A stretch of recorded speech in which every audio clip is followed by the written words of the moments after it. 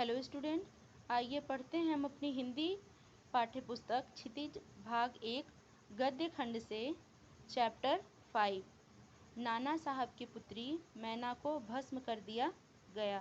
लेखिका चपला देवी। जीवन परिचय। द्विवेदी युग की लेखिका चपला देवी के व्यक्तित्व एवं कृतित्व के बारे में जानकारी उपलब्ध नहीं हो पाई है।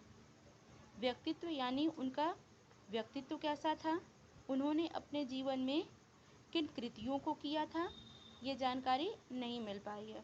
स्वतंत्रता आंदोलन के दौरान पुरुष लेखकों के साथ साथ अनेक महिलाओं ने भी अपने अपने लेखन से आज़ादी के आंदोलन को गति दी।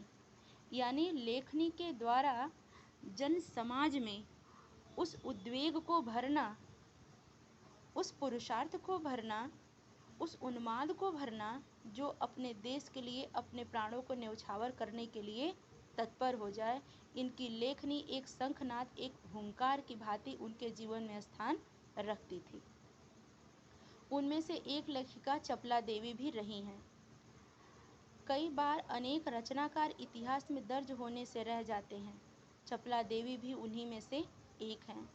कहने का ये तात्पर्य है कि कुछ लेखक ऐसे होते हैं जिनकी लेखनी आगे बढ़ती जाती है और इतिहास के पन्नों पर सुनहरे अक्षरों में उनका नाम अंकित हो जाता है, परंतु चपला देवी शायद इस नाम अंकन से वंचित रह गई। यह एक ऐतिहासिक सच्चाई है, काल्पनिक कहानी नहीं है, कल्पना मात्र से या सुनी सुनाई बात नहीं है, बल्कि यह हमारे इतिहास के पन्नों की सच्चाई है।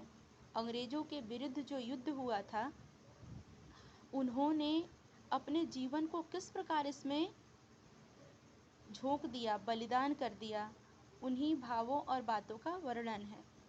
सन 1857 की क्रांति के विद्रोह नेता धूधूपंत नाना साहब की पुत्री बालिका मैना आज़ादी की नन्ही सिपाही थी, जिसे अंग्रेजों ने जलाकर मार डाला। बालिका मैना के बलिदान की कहानी को चपला देवी ने इस गद्य रचना में प्रस्तुत किया है। यह गद्य रचना जिस शैली में लिखी गई है उसे हम रिपोर्टाज का प्रारंभिक रूप कह सकते हैं। पाठ की रूपरेखा यानी किस संबंध में इस पाठ को उद्धृत किया गया है।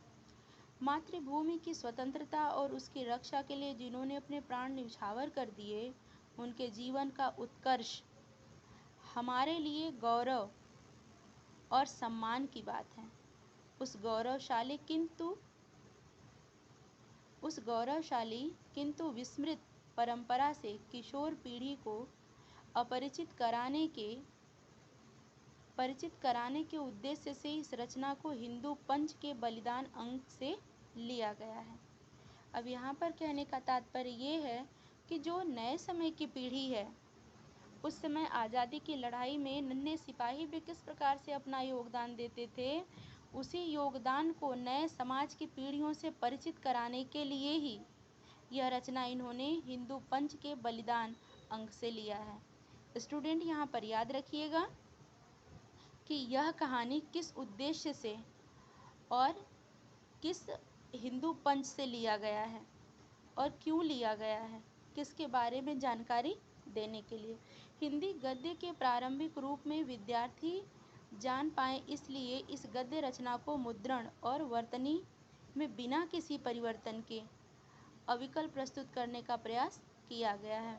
मुद्रण यानी हिंदू पंच के बलिदान के जिस अंक से इसको उठाया गया है, अक्षरशः जिस प्रकार उसमें अंकित था, बिना कुछ परिवर्तन किए, ना वर्तनी में परिवर्तन है और ना ही छपाई में, इसे अंकित कर दिया गया है।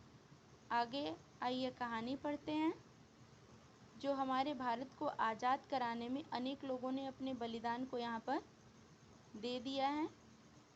कहानी का नाम है नाना साहब की पुत्री मैना देवी को भस्म कर दिया गया। यह भारत की आज़ादी की ऐतिहासिक रचना है।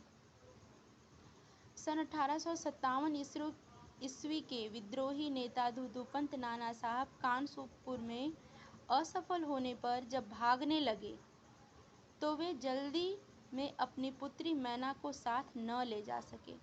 यहाँ पे याद रखिएगा स्टूडेंट कि सन में विद्रोह हुआ, विद्रोह में कौन शामिल था, कहाँ पर असफल हुआ, और जब वहाँ से वह पलायन करने लगा तो ऐसी क्या चीज़ थी जो वो अपने साथ न ले जा सका। देवी मैना बिठूर में पिता के महल में रहती थी, पर विद्रोह दमन करने के बाद अंग्रेजों ने बड़ी ही क्रूरता से उस निरीह और निरपराध देवी को अग्नि में भस्म कर दिया। यहाँ अंग्रेज सरकार की बर्बरता और उसकी क्रूरता का कोई भी सामी और कोई भी परिचय नहीं है उसके निष्ठुरता का। उसका रोमांचकारी वर्णन पाषाण हृदय को भी एक बार द्रवीभूत कर देता है। द्रवीभूत यानी असहनीय कर देता है। कानपुर में भीषण हत्याकांड करने के बाद अंग्रेजों का सैनिक दल बिठूर की ओर गया। बिठूर में नाना साहब का राजमहल लूट लिया गया था, पर उसमें थोड़ी बहुत संपत्ति अंग्रेजों के हाथ लगी। इसके बाद अंग्रेजों ने तोप के गोले से नाना साहब का महल भस्म कर देने का निश्चय किया। सैनिक दल ने जब वहां तोपें लगाई, उस समय महल के बरामदे में एक अत्यंत सुंदर बालिका आकर खड़ी हो गई। उसे देखकर अंग्रेज सेनापति को बड़ा आश्चर्य हुआ, क्योंकि महल टूटने के समय वह बालिका वहां कहीं दिखाई न दी थी। उस बालिका ने बरामदे में खड़ी होकर अंग्रेज सेनापति को गोले बरसाने से मना किया। उसका करुणापूर्ण मुख और अल्पवयस यानी कम उम्र की, करुणापूर्ण यानी करुणा से भरा हुआ मुख। सेनापति को भी उस पर कुछ दया आई। सेनापति ने उससे पूछा कि क्या चाहती है। बालिका ने शुद्ध अंग्रेजी भाषा में उत्तर दिया, क्या आप कृपा कर इस महल की रक्षा करेंगे। यहाँ पर ये याद रखने योग्य बात है कि किसने किससे क्या पूछा और उसका उत्तर क्या मिला। आगे बढ़ते हैं। सेनापति, क्यों, तुम्हारा इसमें क्या उद्देश्य है। बालिका, आप ही बताएं कि यह मकान गिराने में आपका क्या उद्देश्य है। सेनापति, यह मकान विद्रोहियों के नेता नाना साहब का वास स्थान था। वास स्थान अर्थात जहाँ पर नाना साहब निवास करते थे। सरकार ने इसे विध्वंस कर देने की आज्ञा दी है। विध्वंस कर देने की अर्थात समाप्त कर देने की, ध्वस्त कर देने की।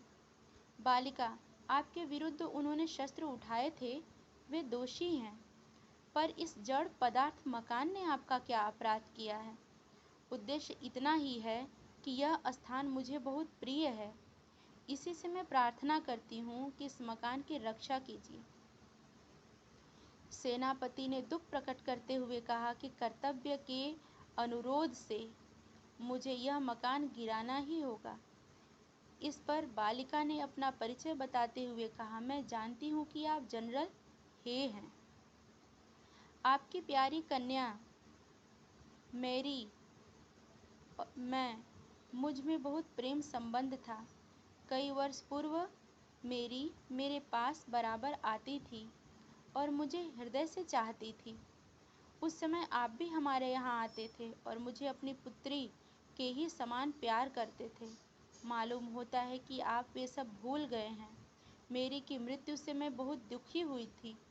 उसकी एक चिट्ठी मेरे पास अब तक है। यह सुनकर सेनापति के होश उड़ गए। होश उड़ जाना मुहावरा है, अर्थात हक्का बक्का रह जाना। उसे बड़ा आश्चर्य हुआ और फिर उसने उस बालिका को भी पहचाना और कहा, अरे यह तो नाना साहब की कन्या मैना है। सेनापति हे कुछ क्षण ठहर कर बोले, हाँ, मैंने तुम्हें पहचाना कि तुम मेरी पुत्री की सहचरी हो, अर्थात सखी हो, किंतु मैं जिस सरकार का नौकर हूँ उसकी आज्ञा नहीं टाल सकता। मैं भी तो तुम्हारी रक्षा का प्रयत्न करूँगा। इसी समय प्रधान सेनापति जनरल आउटरम वहाँ आ पहुँचे और उन्होंने बिगड़कर सेनापति हे से कहा, नाना का महल अभी तक तोप से क्यों नहीं उड़ाया गया। सेनापति हे ने विनयपूर्वक कहा, मैं इसी फिक्र में हूँ, किंतु आपसे एक निवेदन है। क्या किसी तरह नाना साहब का महल बच सकता है। यहाँ पर ये ध्यान देने योग्य बातें हैं बच्चों कि यहाँ पर किसने महल को बचाने की बात कही, किसने जनरल हे को डांटा, मैना किसकी सखी थी और उसके पिता का क्या नाम था? आगे बढ़ते हैं। आउटरम गवर्नर जनरल की आज्ञा के बिना यह संभव नहीं। नाना साहब पर अंग्रेजों का क्रोध बहुत अधिक है। नाना के वंश या महल पर दया दिखाना असंभव है। सेनापति है तो लॉर्ड कैनिंग गवर्नर जनरल को इस विषय पर एक तार देना चाहिए। आउटरम, आखिर आप ऐसा क्यों चाहते हैं? हम यह महल विध्वंस किए बिना और नाना की लड़की को गिरफ्तार किए बिना नहीं छोड़ सकते। सेनापति हे के मन में दुखी होकर वहां से चला गया। इसके बाद जनरल आउटरम ने नाना का महल फिर से घेर लिया। महल का फाटक तोड़कर अंग्रेज सिपाही भीतर घुस गए और मैना को खोजने लगे, किंतु आश्चर्य है कि सारे महल का कोना कोना खोज डाला पर मैना का पता नहीं चला। उसी दिन संध्या समय लॉर्ड कैनिंग का एक तार आया जिसका आशय इस प्रकार था। लंदन के मंत्रिमंडल का यह मत है कि नाना का स्मृति चिन्ह तक मिटा दिया जाए। इसके लिए वहाँ की आज्ञा के विरुद्ध कुछ नहीं हो सकता। उसी क्षण क्रूर जनरल आउटरम की आज्ञा सेना साहब के सुविधाशाल राज मंदिर पर तोप के गोले बरसाने लगे। घंटे भर में वह महल मिट्टी में बदल गया। ये थे अंग्रेजों की क्रूरता भारतीयों के प्रति।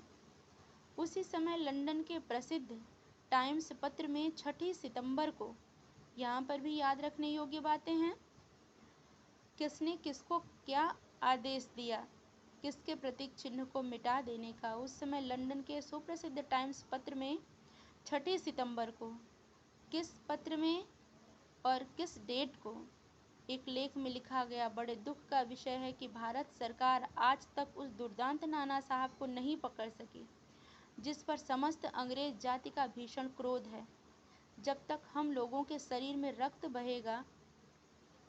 रहेगा तब तक कानपुर में अंग्रेजों के हत्याकांड का बदला लेना हम लोग न भूलेंगे। उस दिन पार्लियामेंट की हाउस ऑफ लॉर्ड्स सभा में सर थॉमस हे की एक रिपोर्ट पर बड़ी हंसी हुई, जिसमें सर हे ने नाना की कन्या पर दया दिखाने की बात लिखी थी। हे के लिए निश्चय ही एक कलंक की बात है। क्यों? क्योंकि वो अंग्रेज सरकार के गुलाम थे। जिस नाना ने अंग्रेज नर नारियों का संहार किया, उनकी कन्या के लिए क्षमा, अपना सारा जीवन युद्ध में बिताकर अंत में वृद्धावस्था में सर थॉमस हे एक मामूली महाराष्ट्र बालिका के सौंदर्य पर मोहित होकर अपना कर्तव्य ही भूल गए। कितनी ग्लानि की बात थी उस समय कि यहाँ पर उस समय वह बालिका थॉमस हे के पुत्री की सहपाठिनी थी, तो वह भी उनकी पुत्री के समान ही हुई। परंतु क्रूर सरकारी अंग्रेज शासन न जाने उन्हें उनके साथ किस बंधन में जोड़ करके देख रही थी। हमारे मत से नाना के पुत्र, कन्या तथा अन्य कोई भी संबंधी जहाँ कहीं मिले मार डाला जाए। नाना की जिस कन्या से हे का प्रेमालाप हुआ है उसको उन्हीं के सामने फांसी पर लटका देना चाहिए। सन 57 के सितंबर मास में अर्धरात्रि के समय चांदनी में एक बालिका स्वच्छ उज्ज्वल वस्त्र पहने, उज्ज्वल यानी सफ़ेद, नाना साहब के भग्नावशिष्ट यानी खंडहर